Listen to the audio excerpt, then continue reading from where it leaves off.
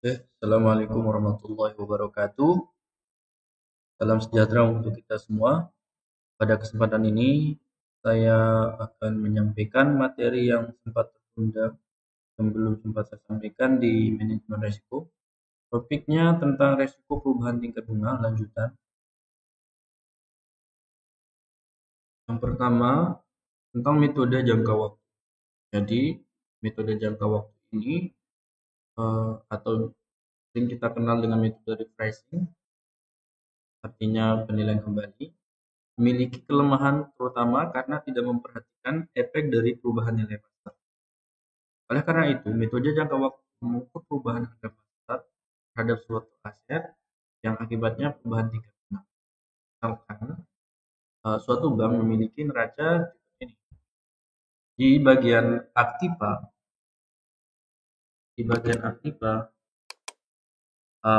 obligasi jangka waktu 10 tahun, nilai nominal 10 juta, kupon bunga 15%. Kemudian obligasi jangka waktu 20 tahun, nilai nominal 10 juta, kupon bunga 15%. Kemudian di Pasifa, pinjaman jangka pendek bunga 15%, jangka waktu 2 tahun, nilai nominal 18 juta, modal saham 2 juta. Jadi totalnya sama ya antara Aktiva Pasifa yakni 20 juta.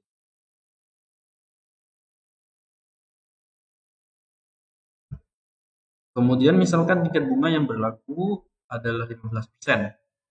Harga pasar akan sama dengan nilai nominal dalam situasi ini.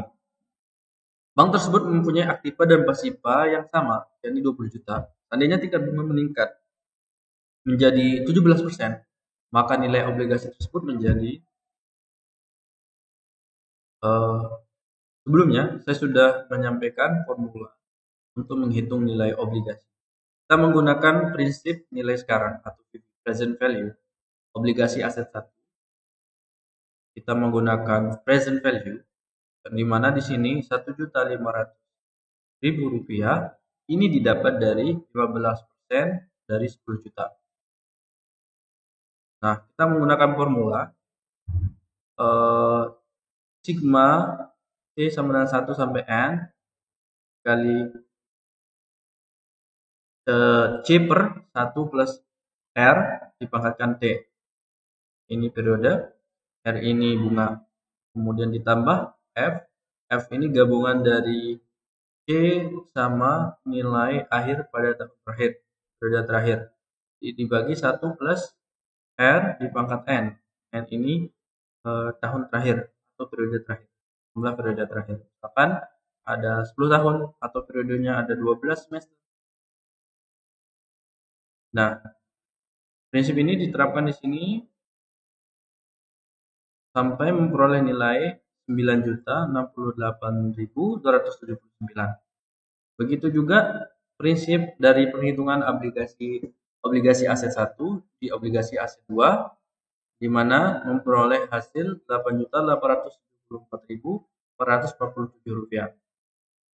Sementara untuk bagian pinjaman atau pasifa di sini memperoleh hasil dari kenaikan tingkat bunga menjadi 17% sebesar 17.429.323. Prinsip perhitungannya sama dengan menggunakan rumus nilai sekarang.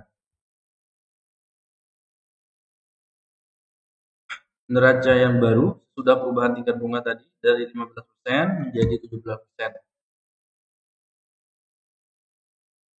Maka nilai kupon untuk obligasi 1 menjadi 9.068.279.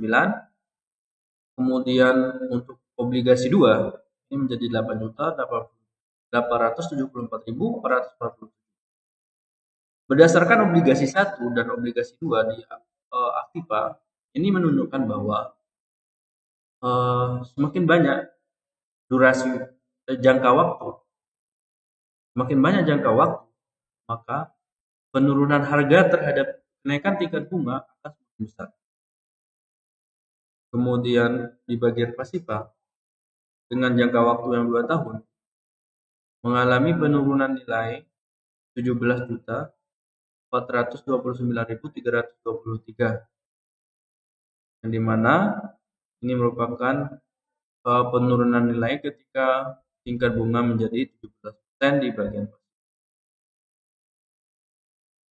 Jadi total nilai antara aktif pada pasifah tetap seimbang di 17.942.729. Catatannya adalah modal saham menanggulangi tingkat kerugian akibat perubahan tingkat bunga sehingga neraca baru keluar modal saham lebih kecil. Jadi di sini supaya stabil antara aktif pada pasifah, antara pendapatan dengan kewajiban membayar stabil, maka modal saham ini harus dikorbankan. Berdasarkan contoh di atas, maka jangka waktu aset atau maturity aset, kita singkat di sini MA, bisa dihitung sebagai berikut.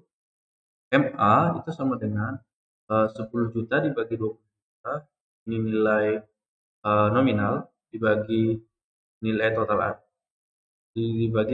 aset di awal, dikali 10 tahun, ini durasi obligasi 1.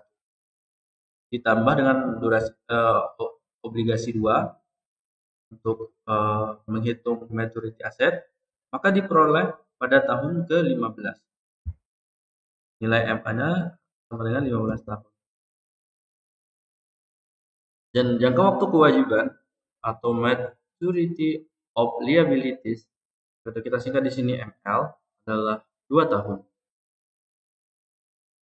Jadi gap jangka waktu bisa dihitung menjadi 13 tahun. Jadi ML ini adalah liabilitas di kewajiban untuk pembayaran, sementara MA ini di bagian aktif. Jadi gap jangka waktunya adalah sebesar 13 tahun. Kemudian kita melakukan imunisasi dengan metode jangka waktu. Oke, tadi di awal keterangannya adalah obligasi 1, ini obligasi 2, ini, dan ini bagian pinjaman pendek. Nah, namun kita menaikkan jangka waktunya. Jangka waktunya kita naikkan menjadi 15 tahun. Sementara yang lain masih sama. Nilai nominalnya 8 juta, modal saham 2 juta. Tingkat bunga sama 15%. Oke. Jadi, setelah kita menghitung menghitung nilai obligasi 1, obligasi 2 masih sama di sini. 9 juta, 8 juta, 800 sekian. Nah, namun yang menjadi perhatian kita di sini adalah perubahan nilai dari nilai nominal untuk jangka waktu 15 tahun. Dari 18 juta menjadi 16 juta 83.293. Bagaimana cara kita menghitungnya? Oke, saya kasih contoh perhitungannya di Excel.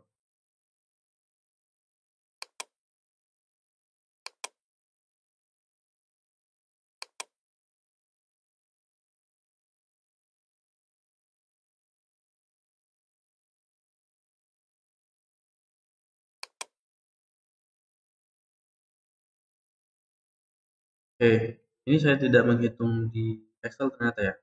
Jadi ini kalian bisa menghitung menggunakan formula yang awal, yang ini ya. Perhitungannya sama dengan perhitungan yang di sini. Yang dari mana asal 16 juta 83.000?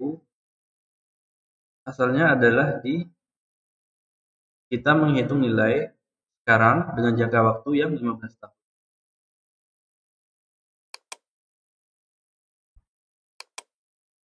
Nah, kalau untuk yang 15 tahun saya belum. Tapi kalau untuk yang 20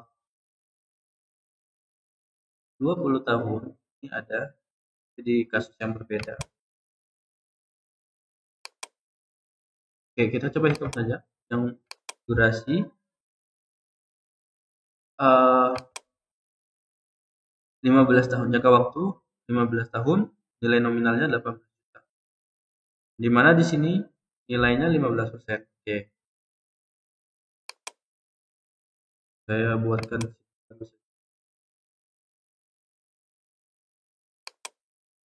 kita menghitung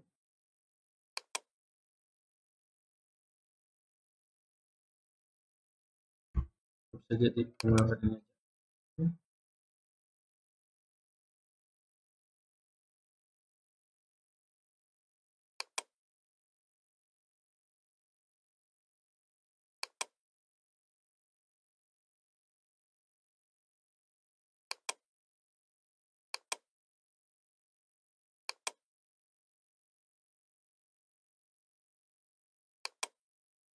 Tadi 15% dari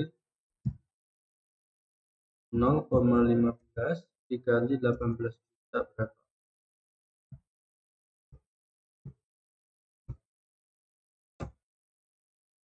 Nah, berarti 2.700.000.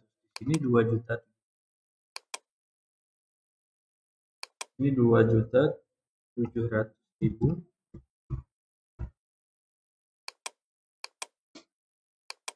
2.700.000. Sorry, ini sampai tahun ke-15. Tahun ke-14.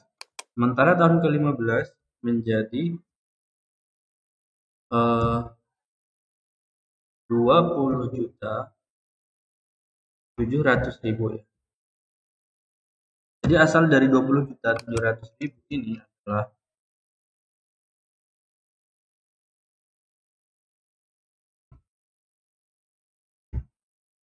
asal dari 20.700.000 dari nilai nominal tadi 18 juta ditambah dengan harga kupon per tahun. Oke.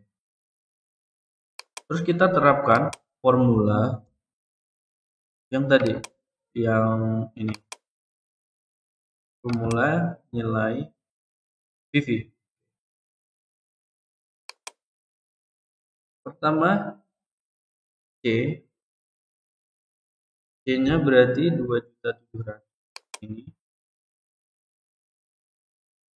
dibagi, atau kita pakai ini saja, ini dibagi 1 plus R. R-nya tadi 1 plus R-nya jadi 0,17. 17. Kemudian pangkatnya bisa pangkat 1 di tahun pertama sampai ke tahun 15. Oke. Ini nilainya. Kemudian kita seret sampai ketemu 1, 2, 3, 4, 5, 8, 9, 11, 14, 15, 14 sampai 14 ya. Khusus untuk 15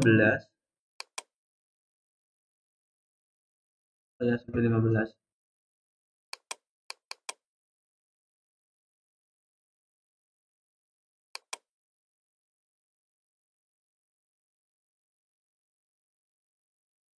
Oke.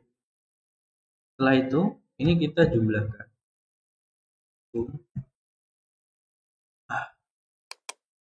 Ini kita jumlahkan. Maka ketemu hasilnya 16.083.200.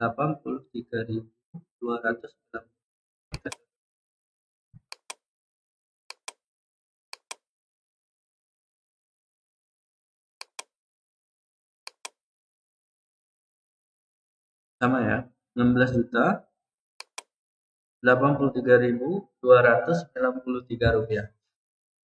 Jadi begitu caranya menghitung nilai perubahan nilai nominal ketika tingkat bunga berubah menjadi 17%. Di sini 17% ya. Saya lupa tulis 17. Jadi salah, bukan 0, tapi jadi 17.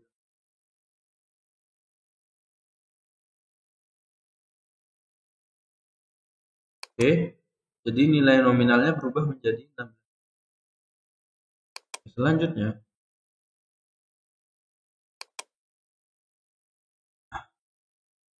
pengukuran risiko perubahan tingkat bunga. Di mana di sini ada kelemahan metode jangka. Akan dicontoh, ada obligasi A. Nilai nominalnya 1 juta, jangka waktu 1 tahun. Kupon bunga 10% dibayarkan setiap semester. Kemudian kupon B, bedanya itu dibayarkan setiap tahun.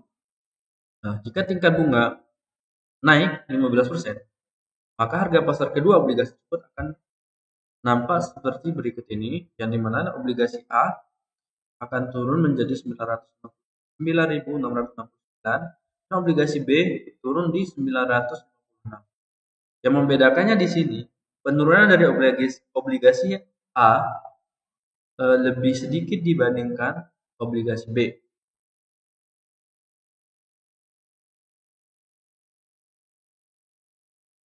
Kemudian selanjutnya adalah tadi kita mengetahui kelemahan dari metode jangka waktu, yang dimana di sini nilai obligasi tadi berkurang mengikuti kenaikan harga pasar kedua obligasi tersebut.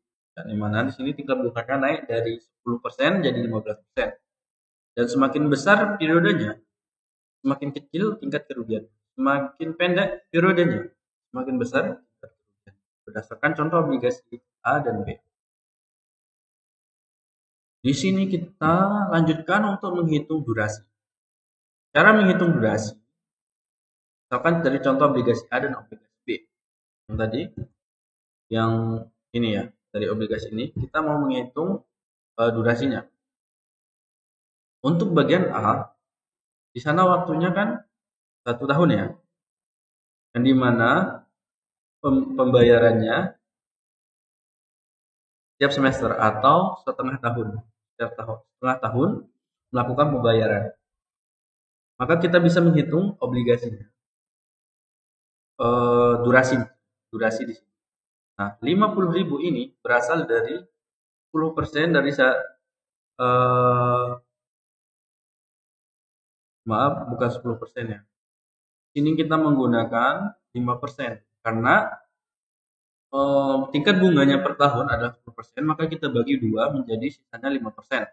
Oleh karena itu, di sini kita berikan nilai 50.000 karena 5% dari 1 juta adalah 50.000.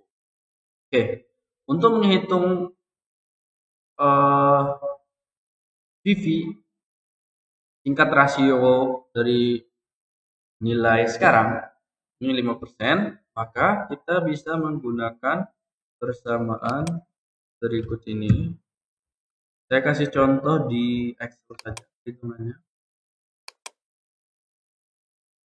Nah, misalkan tadi 5% ya. 5%.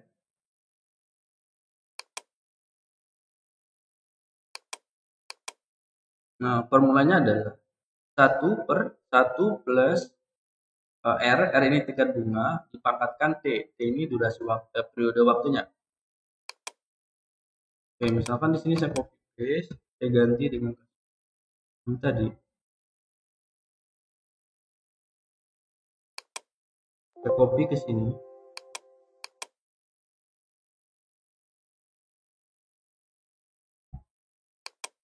Anggap aja ke sini. Jadi di sini kan periodenya per semester jadi 0,5 tahun, oke. Kemudian di sini 50.000. Jadi di tahun ke-1 jadinya 1.050.000. 1.050.000. Ini tidak ada ya.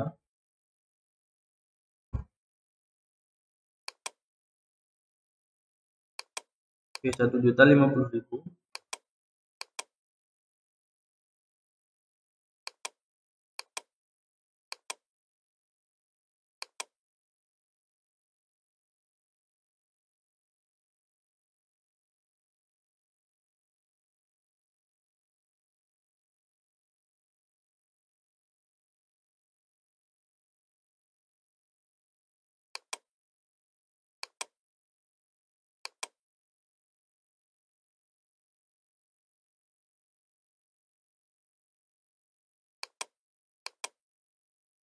tingkat bunganya tadi 0,05 0,5% ya, 0,05.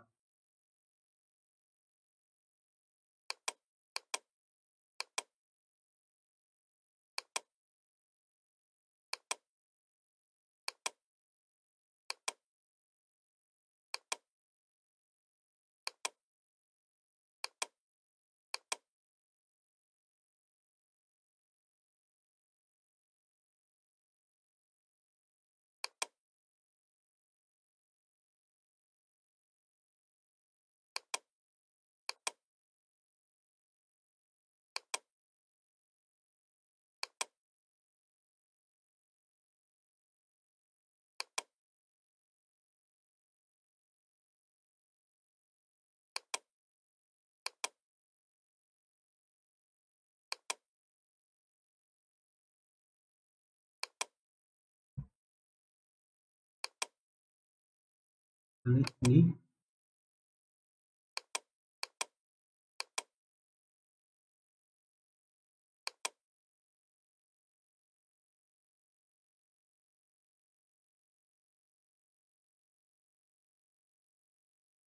0,5%.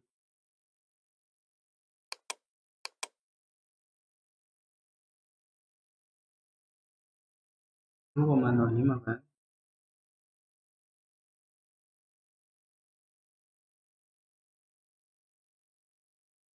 Iya, ini harusnya periodenya 1, ini 2, sorry ya. Salahnya itu adalah di periode ini ya. Jadi tadi kenapa hasilnya lebih dari 1 juta? Karena saya menggunakan waktu per 0,5. Padahal di sini yang dimaksud T di sini adalah periodenya. Maka salahnya adalah di sini. Harusnya menggunakan 1 dan 2. Jadi di sini kita penting memperhatikan periodenya. Kalau dia per semester itu akan berbeda dengan per tahun. Oke. Untuk semester di sini maka kita memperoleh nilai durasinya 1,56. Jadi di sini kita memperoleh nilai durasi sebesar 1,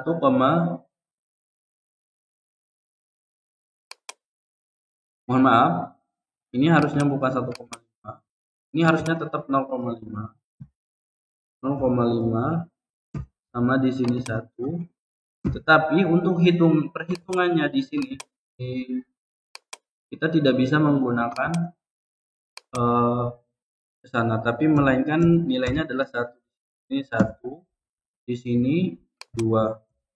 Itu yang saya maksud tadi. Nah, baru kita ketemu nilai durasi. Di sini durasi waktunya 0,78.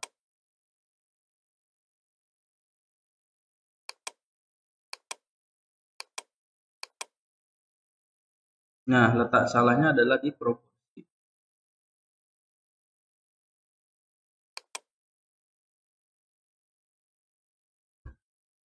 Proporsi harusnya bagi ini. F4.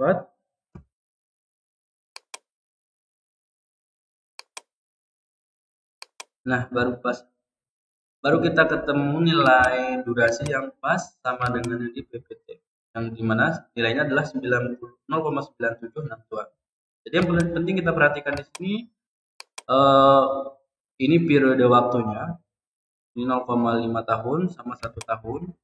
Sementara untuk T-nya di sini per periode, jadi angka 1 tahun. 1 pangkat 1 pangkat 2. Kalau di sini sampai dengan 5 tahun misalkan, maka di sini 1,5, 2 sampai berarti ada pangkat 1, 2, 3, 4, 5.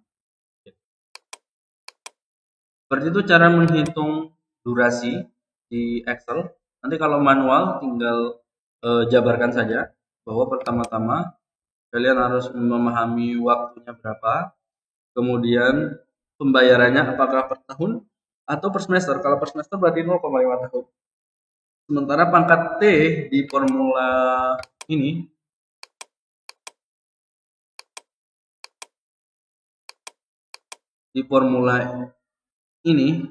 itu adalah jumlah dari periodenya. Itu. Kita lanjutkan.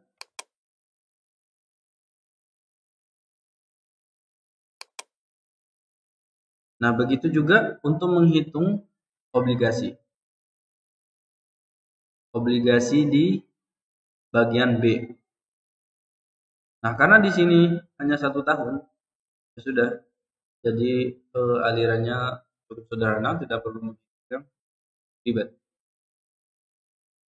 Nah, di sini untuk durasi dari obligasi A, formula sederhananya adalah 47619 ini dibagi 100.000 dikali 1/2, ini periodenya, plus 952.381 dibagi 1 juta, kemudian dikali 1, karena ini waktunya 1, gitu. Maka akan ketemu nilai durasinya untuk obligasi A 0,9762. Jadi itu saya terapkan di Excel. Nah, hasilnya sama. Oke, selanjutnya ada contoh nih. Ada obligasi X sama obligasi Y. Jangka waktunya lebih lama, yakni 5 tahun. Kemudian kupon bunganya sebesar 10% dibayar setiap tahun X, sementara Y dibayar setiap semester. Maka dengan tingkat bunga yield adalah 9%. Silahkan menghitung obligasinya. Ini 5 tahun itu.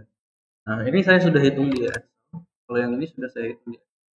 Ini yang 5 tahun ya. Untuk obligasi Y diperoleh nilai durasinya adalah 4,16 dengan prinsip yang sama dari tadi 0,5. Tetapi untuk nilai pangkat DT-nya untuk mencari faktor nilai sekarang itu kita harus pakai pangkat 1 sampai 10 karena di sini per semester ya. Jadi pangkatnya 1 sampai 10. Seperti ini. Nilai pangkatnya 1 sampai 10. Maka kita akan memperoleh faktor nilai sekarang. Kemudian ini aliran nilai sekarang. Maka kita akan memperoleh nilai selama 5 tahun sebesar 1.240.000.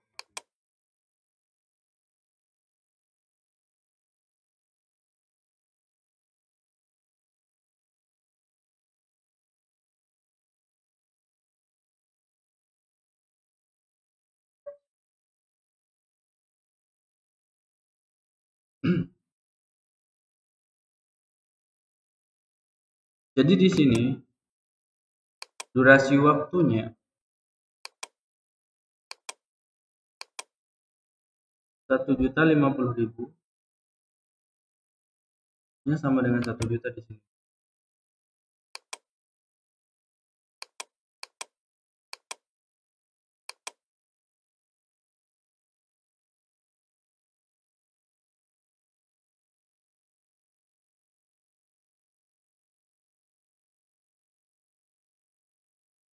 Oke, kita coba perhatikan ya. Kedua.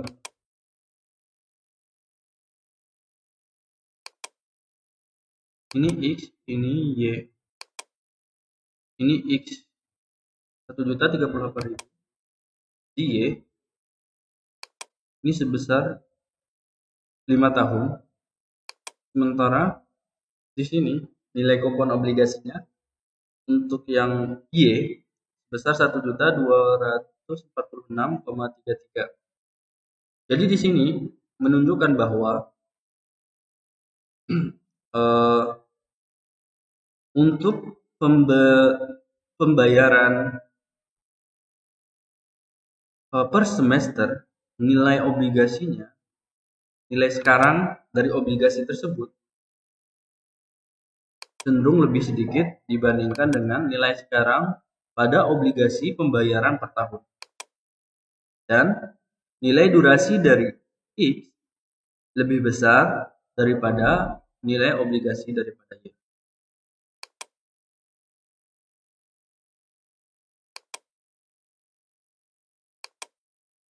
Nah, yang selanjutnya adalah kita memahami karakteristik dari durasi itu sendiri. Durasi akan meningkat jika jangka waktu aset semakin panjang. Menurun jika yield atau kewajiban bayar dari tingkat bunga meningkat, dan menurun jika kupon bunga meningkat. Misalkan obligasi M dengan nilai nominal 1 juta, maka kupon bunga 10% dibayarkan setiap semester dengan jangka waktu 1 tahun. Jika yieldnya adalah 10%, maka durasi sebesar 0,9762. Tadi kita sudah menghitungnya sebelumnya bahwa durasi untuk nilai nominal 1 juta kupon 10% dalam waktu 1 tahun adalah 0,9762. Seandainya ada obligasi dengan karakteristik yang sama persis, kecuali waktunya lebih panjang menjadi 2 tahun. Tadi kan durasinya hanya 1 tahun. Sekarang kita tambah menjadi 2 tahun. Maka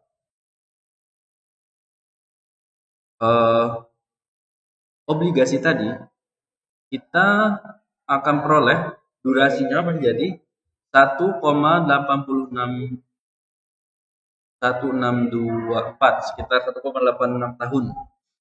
Tapi di sini nilai sekarang akan menjadi 1 juta untuk tipe obligasi M dengan karakteristik yang mirip seperti di contoh sebelumnya, yakni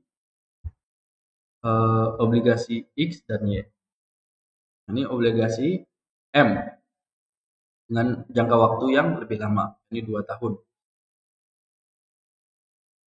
Nah, namun apabila obligasi M ada obligasi lain yang memiliki karakteristik yang mirip sekali dengan obligasi M tadi, yakni sebut saja obligasi G misalkan, tapi tingkat bunganya meningkat menjadi 12%. Maka perhitungan durasinya kan seperti ini.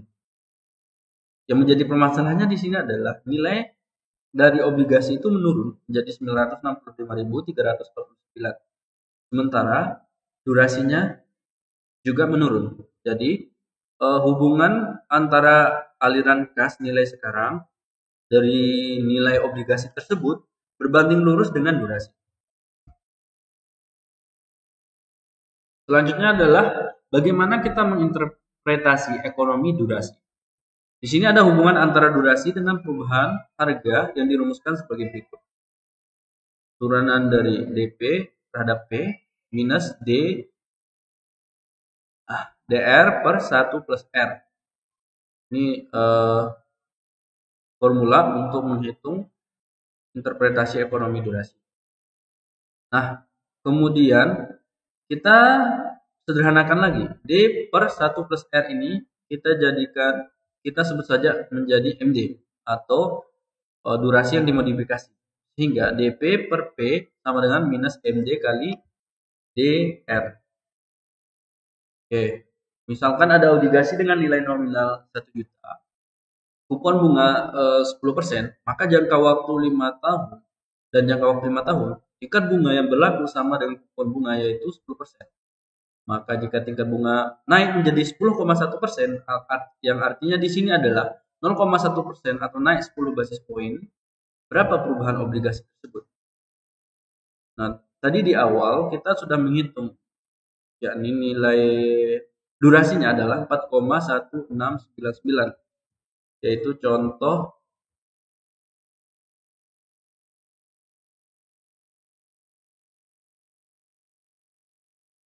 nah ya.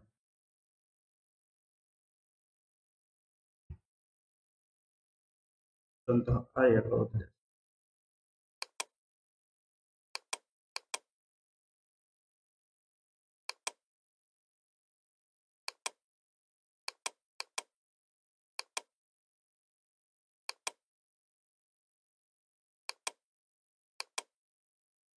Oh ya, ini yang Y ya. Jadi di contoh Y tadi, durasinya adalah 4,1699 tahun. Nah, kemudian kita mau menghitung nilai DP per P-nya. Di sini kita ganti nilai D menjadi minus 4,1699 karena formulanya adalah minus D ya.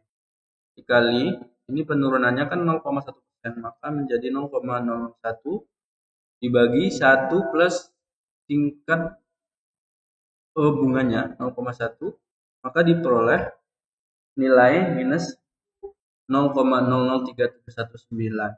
Maka penurunan dari terhadap tingkat kenaikan sebesar 0,3791%. Artinya, obligasi akan turun nilainya sebesar 0,3791% dari 1 juta. Nah, ini nilainya sama ya. Obligasi akan turun sebesar 965, ya selisihnya beda tipis. Ini salah satu cara untuk menghitung penurunan nilai dari obligasi terhadap kenaikan dari tingkat bunga. Kemudian selanjutnya adalah kita belajar tentang imunisasi dari metode durasi. Ada ketidaksesuaian durasi aset terhadap kewajiban. Jika suatu bank atau perusahaan mempunyai durasi yang berbeda antara aset dan kewajiban, maka bank tersebut harus menghadapi resiko perubahan tingkat bunga. Coba di sini contoh sebelumnya, aktiva dan pasiva, maka kita akan memperoleh nilai durasi untuk obligasi 1 5,77 tahun.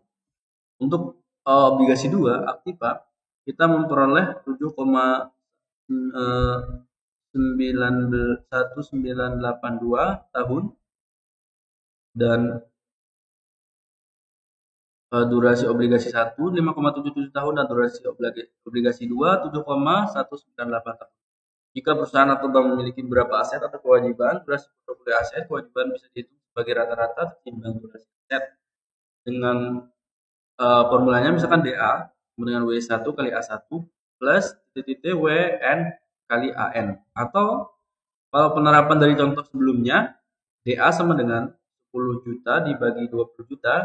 A1 ini adalah durasi obligasinya 5,77, 10 juta per 20 juta dikali 7,198. Maka diperoleh nilai DA adalah 6,48 tahun. Sementara untuk DL di sini untuk pasiva kita memperoleh nilai durasinya adalah 1,86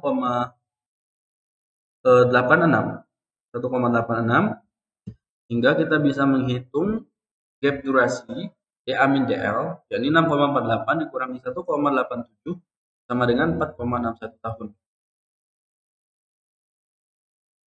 Jadi, gap positif menunjukkan bahwa jika tingkat bunga naik, maka bank akan mengalami kerugian. Sebaliknya, jika gap negatif, kenaikan tingkat bunga akan menguntungkan bank. Yang perlu kita ingat di sini adalah semakin tinggi gap durasi, semakin tinggi risiko perubahan tingkat bunga yang dihadapi. Imunisasi modal saham. Misalkan suatu bank ingin melakukan imunisasi agar pengembalian tingkat bunga tidak berpengaruh terhadap nilai modal bank tersebut dengan menggunakan durasi. Bank bisa melakukan imunisasi dengan cara menyamakan durasi aset dan durasi kewajiban dikalikan faktor hutang. Seperti berikut formulanya. Jadi, kembali kita ke contoh neraca bank sebelumnya yang memiliki durasi aset sebesar 6,48. Untuk mengimunisasi modal saham, bank bisa menyusun kewajibannya agar memiliki durasi sedemikian rupa, yang dimana DA sama dengan DL. Maka di sini artinya delta E-nya 0. Sehingga untuk K sama dengan 18 juta per 20 juta sama dengan 0,9. Maka durasi kewajiban agar sama tersebut memenuhi adalah sebagai berikut. Jadi DL sama dengan 6,48. Ini nilai DA dibagi faktor K tadi 0,9, maka diperoleh 7,1 tahun. Misalkan bank kemudian menerbitkan obligasi tanpa kupon atau zeros dengan jangka waktu 7,1 tahun agar nilai pasar obligasi adalah 8 juta dengan modal saham 2 juta dan total pasif pada 20 juta serta dengan bunga implisit sebesar 15%, maka nilai nominal obligasi tersebut adalah nilai pasar zero sama dengan nilai nominal dibagi 1 plus R pangkat T. Maka nilai pasar zero tinggal kita masukkan nilai 18 juta per 1 plus 0,15 dipangkatkan 7,1, maka diperoleh hasil 48.554.241 rupiah. Nah, berarti bank menerbitkan obligasi tanpa kupon dengan nilai nominal sekitar 48 juta. Akan tiba-tiba tingkat bunga naik menjadi 17%, nilai pasar obligasi aset berubah menjadi total 17.942.726. Nilai obligasi kewajiban berupa obligasi zero tanpa kupon menjadi nilai pasar sebesar 15.926.031 rupiah. Nah, struktur neraca yang baru setelah bunga menjadi 17%, ini masih tetap ya, untuk berikan aktif ini fokus ke pasifannya. Maka nilai nominal menjadi 48.554.241, bunganya 17%. Pinjaman jangka pendek, jangka waktunya 7,1 tahun dengan nilai 15.926.031. Namun modal saham di sini terjadi peningkatan sebesar 16.695 untuk menyeimbangkan antara aktiva dan pasifa. Kemudian kita lanjut ke imunisasi rasio modal. Dalam beberapa kasus, bank ingin mengimunisasi rasio modal. Sebagai contoh regulator bank sentral atau contoh regulator di sini adalah bank sentral. Seperti di Indonesia itu ada BI, barangkali menerapkan rasio kecukupan modal sebesar 8%. Jika bank ingin mengimunisasi rasio modal, maka bank akan membuat durasi aset sama dengan durasi kewajiban. Seperti berikut, yakni DA sama dengan DL. Dalam contoh sebelumnya, durasi 6,48 tahun, maka bank perlu membuat durasi kewajiban sebesar 6,48 tahun juga. Bahkan bank menerbitkan obligasi tanpa kupon, maka nilai nominal yang diperlukan adalah tingkat bunga implisit sebesar 15%. Maka nilai nominal menjadi sebesar 43.967.490. Nah, rasio modal tersebut adalah 2 juta dibagi 20 juta atau sama dengan 0,1 atau sekitar 10%. Jika bank ingin mempertahankan rasio tersebut, maka bank akan menyamakan durasi aset dengan durasi kewajiban. Misalkan dalam hal ini adalah 6,48 tahun. Maka dengan tingkat bunga meningkat menjadi 17%, total nilai aset turun menjadi 17.942.726. Nilai pasar kewajiban bisa dihitung menjadi 16.122.191. Dengan nilai modal saham sama dengan nilai aset dikurangi nilai kewajiban, maka diperoleh nilai modal saham sebesar 1.820.535 rupiah. Nah, rasio modal terhadap total aset yang baru menjadi 10,15%. Dengan kata lain, rasio modal bisa diimunisasi dari perubahan tingkat bunga. Sekian materi terakhir di mata kuliah manajemen risiko dengan topik risiko perubahan tingkat bunga. Semoga bermanfaat. Silahkan dipelajari lebih dalam lagi. Nanti PowerPoint-nya akan saya upload di LMS dan dibaca. Kemungkinan besar ada soal yang menyangkut risiko perubahan tingkat bunga di PAS kalian. Selamat belajar, semoga